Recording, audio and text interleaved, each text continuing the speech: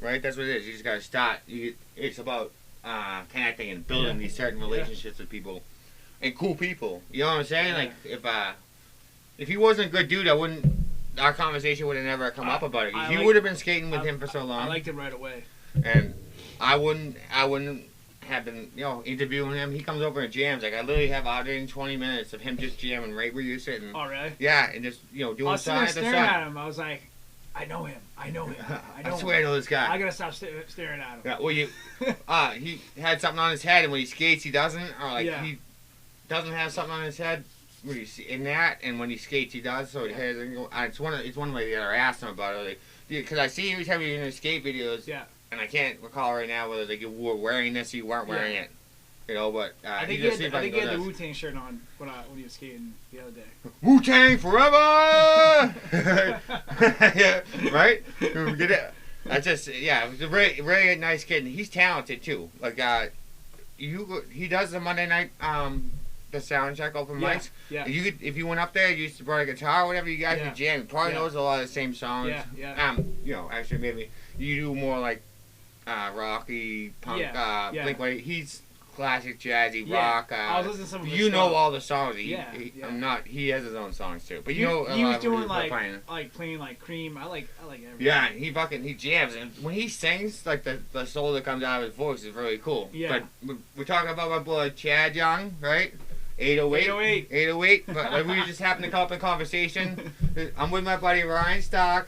Stocky Skate Shack. All right. Are you related to Tony? Only on weekends.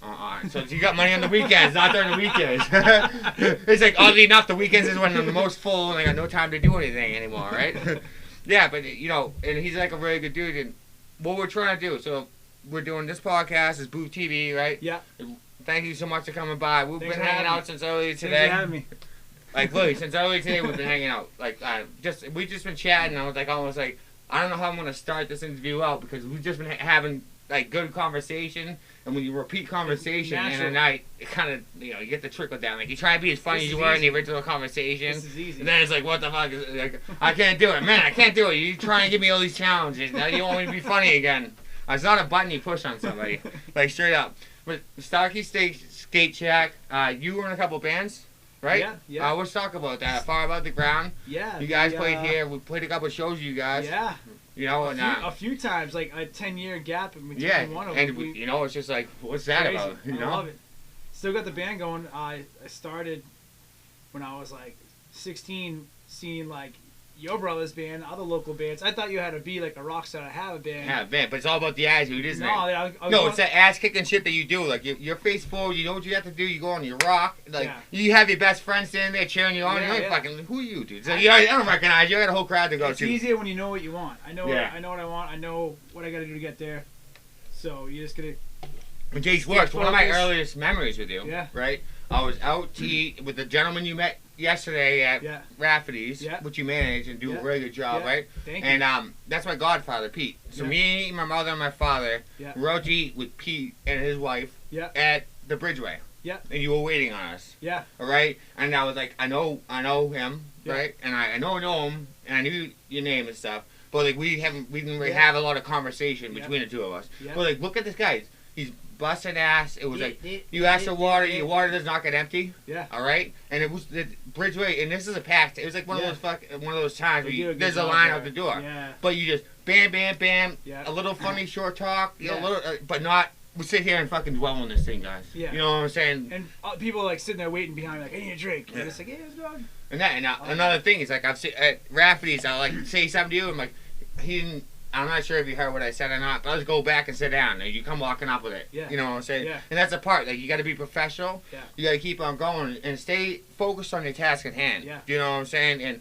it's easy to get lost in conversation and stuff, and to be a hostess, right? Yeah. And to be somebody that waits on people and is dealing with the public, you have to be there for them. You know what I'm saying? But you also have a job to do. Yeah. You know, and you realize that. On everything else, I love what I do. Yeah. So and that's clear. Obviously, some days you're going to be firing all cylinders. Yeah. More than some other days, you know. Yeah. I love what I do. I love talking to people. And you're really good at it. You know, like I tell you, every time I'm around you, I can tell you're focused. Yeah. You know, I'm like one of those people like you answer my text and I'll be like blah blah blah blah blah blah. I'm not gonna waste your time with that shit because you got other shit to do and listen to me fucking ganter and banter at you. You know what I'm saying? I love a good joke or something. Yeah. Come on, tell me but you know, it's like I know you. You know, it's not like I love conversations. And you're probably like, fuck this kid, I don't need a half hour thing. No, I'm not saying you do that. You haven't hit me up at 2 in the morning. I think actually we did. I think 3 nights ago we might have had one of those conversations. So I take that back. All right. What was I watching? What was I wearing? I can't remember. No, I mean I can look. I can go look it up. But it's like this podcast is not about that. You know, I mean you kick ass, dude. And like I said, you've had some really good ideas. And when you started working at Rafferty's and stuff, I was like, this is a kid that's gonna end up running this place. Yeah. Because like even. I think I'm not sure if you were a barkeep or something to that extent. Just bartending a couple nights a week there, but but you look around the potential there. It's unbelievable, and there's some really great people. Yeah, working there, I have a phone number for anything I need. Yeah. Anything. Yeah, and so you have electrician. It. You know? And don't be resetting this guy's contacts. You lose your phone, it means something to you, right? There's some people like, oh, I can just start all over. Not him. That's why he has 3 phones that he keeps all this information on. So don't be trying to sabotage this situation. That means he's got 3 numbers to fuck your life up with. Right? I can make a phone call like that. Like that. I've seen a pile of phones, dude. You need more than just his finger to get through it, okay? It's like finger recognition, eye recognition, and voice recognition. So what happens is, you gotta chop off his thumb, you have to have a voice recording of him, and you have to have a really good retinal scan shot, because it's gotta be really close like this. You know, it's just not it's just, you kick all that, and like, even with the when you got that trailer from my father, right? Like, I'm gonna turn this into a skate, it was like a workshop. Like, people can come and work on their boards here. Yeah. People can, I'll have skateboards for sale, and I'll be doing all this stuff, but I want this to be something that someone can feel free to hit me up. Yeah. And granted, you have jobs. You have a lot of jobs. Yeah. But when you have a chance to, you will be right there helping them out. Oh yeah, that's what I'm saying? My passion, man. I love skating. I owe skateboarding so much. It's such a big part of my life, and it's molded into everything in my life. Even like with running the restaurant, skating's cool, man. And I mean, my memories of like going to get a board. Yeah. I remember getting my first board in the mall, and just the conversation I had with the guy, at the shop. Yeah. It's like, I don't know what I did yesterday. I remember that, the feeling. 25 years ago. Yeah. I remember going in the mall, talking to the guy, being so pumped. So what do you want to do? You do like some glazing down the road? You want to be doing tricks? With the shop though, it's like it's kids are missing out. Yeah, you can get any board you want. You can go online and get a board. Yeah. They're missing out on the interaction you have. Yeah. Like, come talk to me. And with you, if you don't have the board on, can you order them somewhere or something? Yeah, you get it. But get right. There's lead time to this, and he didn't say this to me. But if you want him to order your board, it's going to require a deposit. Because I'm sorry. I mean, I'm not sure you didn't say this, but it's something that is decent. Because it's money out of your pocket, and not everybody's going to want this weird custom board. Yeah. All right. And I mean. After that, you could lose your deposit if you don't want to come pick up the board. I mean, you decide you don't want the board. Don't fucking hit them back. Don't be hitting them back for your $30 though after it's already ordered or whatever. It's happened, all right. You learn though. Yeah. It's like, all right, well, I'll sell the board eventually, but I got a board specifically the size, whatever you wanted. Yeah. But it's all good. With that Chad 808 conversation I was talking to you about earlier, he was talking about different boards. I think he said he likes a wider board. But they have like these little mini boards that they're teaching little kids on and shit. Banana boards, penny boards. But that's a good market. Like even think about it. Stuff. If you want to cruise to the store, you got a board for that. If you want to go down a ramp, you got a board for that. There's so many different things. You got a skate competition. You're getting ready to get on an airplane. Yeah. You're missing fucking parts. You're like, shit, I forgot to pick up ball bearings and bearings and wheels. Shit, hit up Starkey. He'll meet you at his fucking trailer. I'll come skate with you. Yeah, I love it. Honestly, man. That was cool. Last week, guys, like, oh, dude, my kid. This was really cool. This is like, I could close up shop today and be like, I achieved what I want to do. This kid was like, you know what, my son looks up to you like you're Tony Hawk. I'm like, dude, that's super flattering. That's a but then he's like, legendary skater. You just gave him he's looking at all the stuff on the table. Young kid, probably got no money on him, whatever. I'm set up at the skate park. and he's looking at that. I'm like, dude, just take the hat. Man. Yeah, you could tell he liked it too, right? Yeah, and he's pumped. His dad's like, dude, the kid, I think he wears it when he takes a shower now. You gotta take the hat off. But that's cool. You know what I mean? That's it's what you want. You know, honestly, the same thing I was talking about with your work ethic is like I really idolize you too. Like my first interaction, we didn't talk when we were having dinner and shit at that time. Yeah. But you were still like you showed that you knew who I was. We didn't have a chance to have a situation together.